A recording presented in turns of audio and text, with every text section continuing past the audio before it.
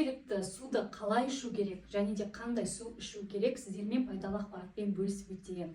Врачтардың өзі айтып жатады ғой, күнделікті су ішіңіздер деп, бірақ та именно қандай су ішу керек, қалай ішу керек ешкім айтпайды. Негізі ересек адам 1 килограмм салмаққа 30 мл су ішу керек. Егер де сіздің салмағыңыз 50 килограмм болатын болса, 30 мл-дан санасақ, күніне 1,8 литр су ішуіңіз керек. Және де қандай су ішу керек өте маңызды. Жалпы судың да өзінің құрамы бар, оның физикалық, химиялық қасиеті бар. Былайша айтқан кезде фильтрдің суы ол өлі су, жаңағы фильтр судың құрамындағы барлық зиянкес, химиялық түрлі қалдықтар, жаңағы ауыр металдарды, барлық зиянды заттарды жойып әкетеді. Сонымен қатар қара судың құрамындағы барлық витамин, минералдарды да жойып әкетеді. Сондықтан да фильтрдің суы өлі су болып табылады.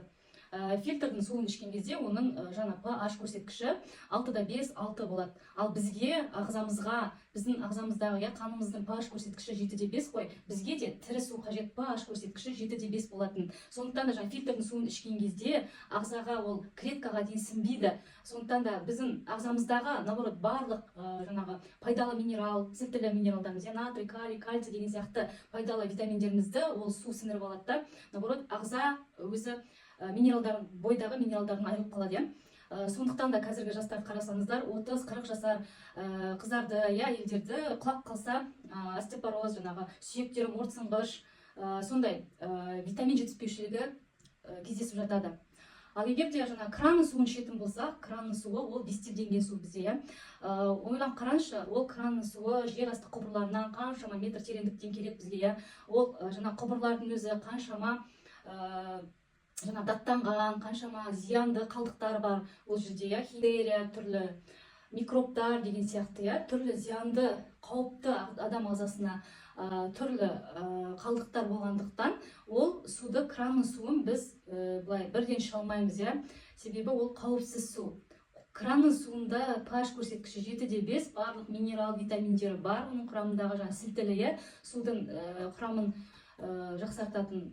Сондықтан да біз ағзамызға қауіпсіз, тірі су ішуіміз қажет. Сол кезде ғана ол су біздің барлық клеткамызға дейін, шаштың түбіндегі, тырнақтың түбіндегі, барлық бойымызда клеткамызға дейін еніп, сініп, ағзаға жақсы әсер ете бастайды.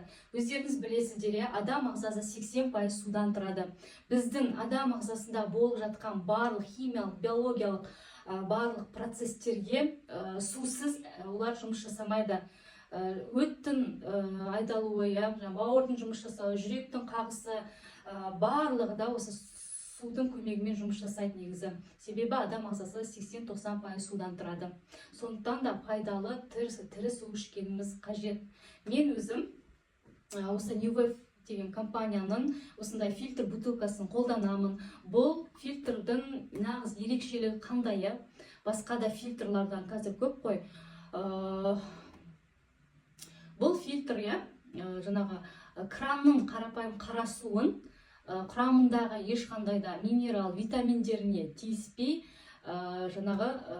басқа да зиянкес қалдықтар, түрлі химиялық ауыр металдардан, соларды ғана фильтрлеп сүзіп алып, ал судың құрамындағы минералдарға тиіспейді. Судың өзінің құрамында қалады.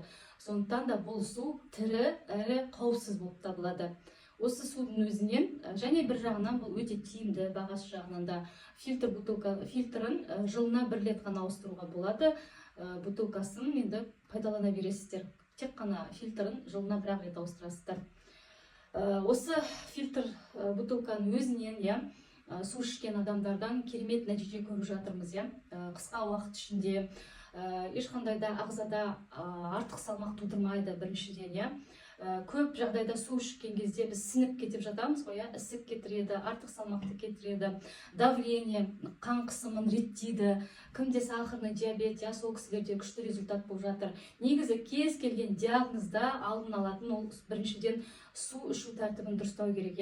Оны даже медицинада оны растаған. Содан кейін барып дұрыс тамақтану, дұрыс ұйықтау, және де күнделікті физикалық тұрғыда 10 000 шаг жүріп, жаңағыдай физнагрузка жасау арқылы, адамдар өз-өзінің салауатты өмір салтына жасау арқылы өз денсаулықтарын ешқандай аурудың алдын ала алады. Сондықтан да біздің су ол тіршілік көзі болып табылады. Сондықтан да сіздерге ұсынамын, пайдалы, тірі, қауіпсіз су ішіңіздер. Мысалы, қарап отырсаңыздар, қазір енді бензиннің бағасы 200 теңге болса, жай қарасаңыздар салыстырмалы түрде, магазинде 1 литрді судың бағасы 350-400 теңге. Су өте қымбат болып табылады, и то бутылкадағы суды мүлдем ішуге болмайды. Ол жаңағы пластик бутылкадан, оның құрамында бисфенол А деген зиянды, жаман ауруды тудыратын жаман зат бар. Сондықтан да мүлдем пластик бутылкадан су ішуге болмайды.